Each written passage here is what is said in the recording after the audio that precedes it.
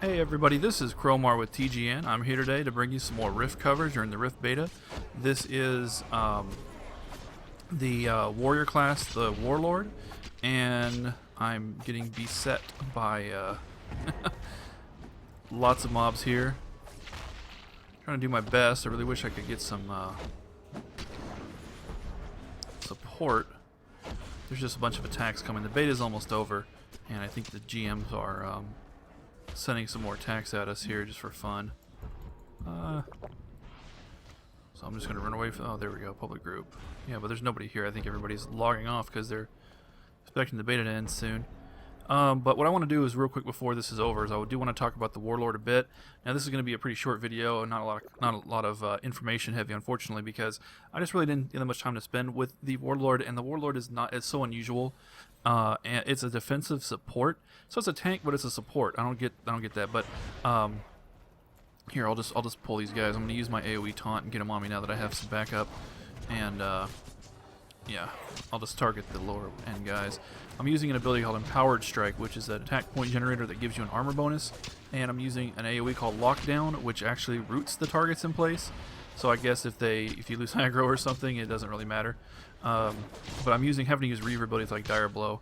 What I need to do is, first of all, what's the one that's being attacked here? I'm going to use an attack called Spotter's Orders.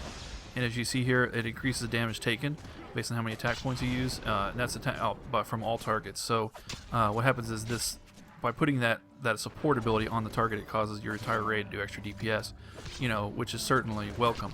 I think that's where the value of the Warlord comes in, is that it puts debuffs and buffs that help everyone. And yay, Invader's defeated. Oh, there's not much left. Okay. Thought we had a lot more to deal with. Just this rift.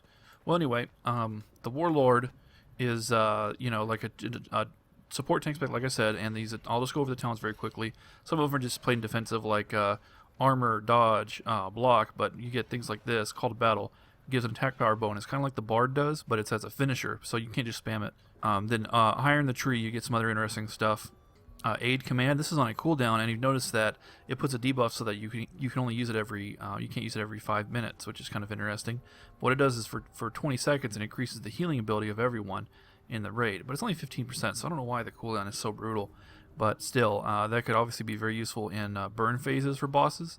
So that might make a Warlord useful right there.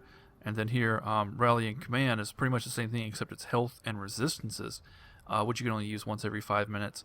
So this is pretty interesting. I mean, the reason the debuff is longer than the cooldown is if in case you wipe. Like, let's say you're in a tough raid and you use Rallying Command and then you wipe. Everyone loses the debuff. So after 2 minutes, which is the time it takes to get everyone back up and get buffed and get ready to go, now Rallying Command's available again. So you can use it once per attempt, essentially.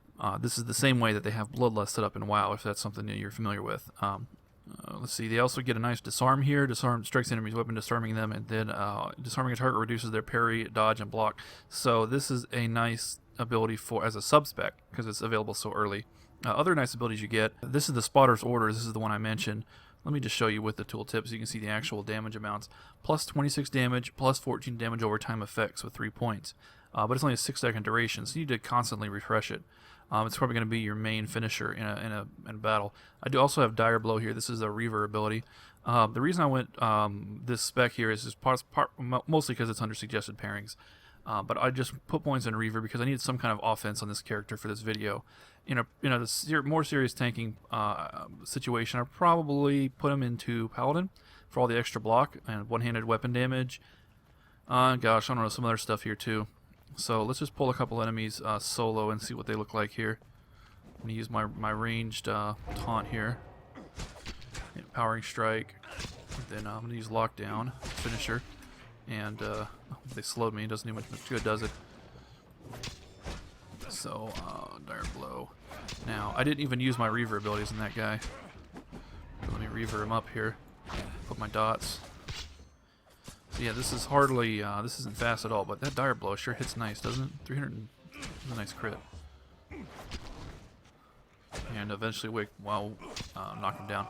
So he didn't do too much damage to me at all. Oh wow, look at this. These guys just kind of jumped on me, didn't notice. Now I kind of wish I had my Void Knight, because these guys have mana. I'm going to use my Plague Bringer to put lots of dots.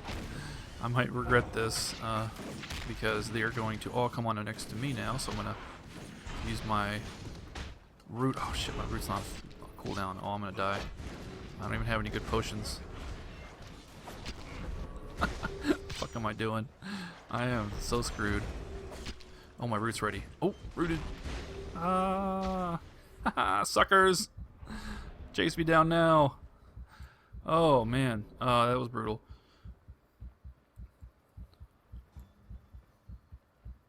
So I survived that encounter, but obviously there's no way I could take those guys. This guy is definitely not like a Reaver. Let's see here. Now you do get some other nice abilities. You get your distractions, which causes it's basically an aura that hurts the enemies. Like this one reduces their chance to hit. This one reduces their armor. So basically the takeaway here from the Warlord, and again I'm sorry I don't have more information. I'm sorry it's not more in depth, but the takeaway from the Warlord is that it's a support tank with interesting abilities that buff your group and would be very welcome in a raid, in a group. I can see this being a very useful tank. I would rather use this than Void Knight.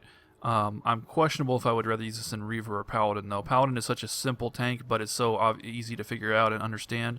And Reaver is so powerful and effective at multiple things. I really enjoy the Reaver. But I will say that the Warlord intrigues me. I will say that I think...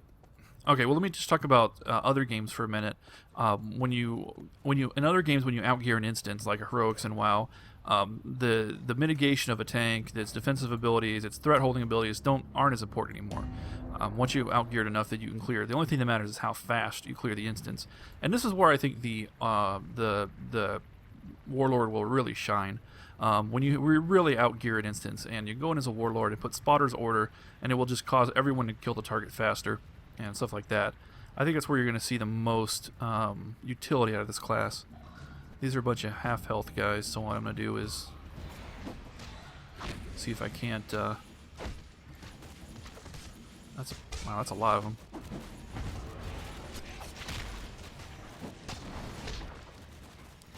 I'm going to use my root again, because it's also a decent AoE.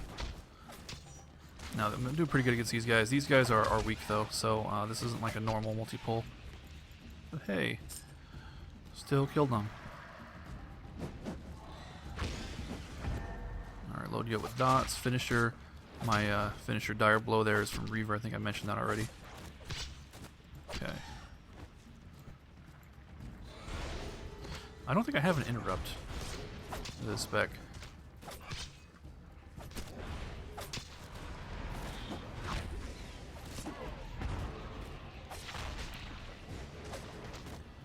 So I have now dotted everyone up with my Plaguebringer. If you're curious about these Reaver abilities, just check out my video on the Reaver. It's actually I really enjoyed making that video. The Reaver is a lot of fun, so check that out. And it'll explain my Reaver abilities, how I'm using them. It's basically like a lot of dots and stuff like that. I wish I could interrupt this guy. Very annoying. I can disarm him. Doesn't do any good. Oof, wow, that was brutal. So yeah, not a whole lot of damage there. Alright, I'm not going to attempt to solo the rest of this Rift because I'm going to get my ass kicked. I'm not going to switch to Rift Blade. I could do anything with Rift Blade. Okay, well that's it. I'm not sure what else I need to talk about the Warlord. I guess alternate specs. I don't understand it well enough to really go into detail about alternate specs, but you could. I mean, you've got all the main tanky ones here. The other one is Void Knight, which is not really a... it's such an odd spec. It's the anti-magic spec. So I don't know if I would combine that. I would much rather put my points into a more traditional spec like Reaver, because you will rely heavily on these abilities, really. Like just now when I was grinding, I mean, I was pretty much using almost exclusively Reaver abilities, and using these passives for Warlord. But that's also because I don't have a group. So I'm not sure what else you could do. If you wanted to play a Warlord leveling up, more power to you. Strike out, do things that are, the road less traveled and all that. But I think that I'm going to pass on the Warlord for now until I have a more clear idea of what its role is really in the end game. And I think it really is only end game. I don't think leveling is for the Warlord. I think it's for the end game where you can, rely on your debuffs to give yourself value. Okay, well, that's it for today. Sorry for the shortness, briefness of this video, but that's all I have for you for the Warlord. Thanks for watching. This is Cromar with TGN.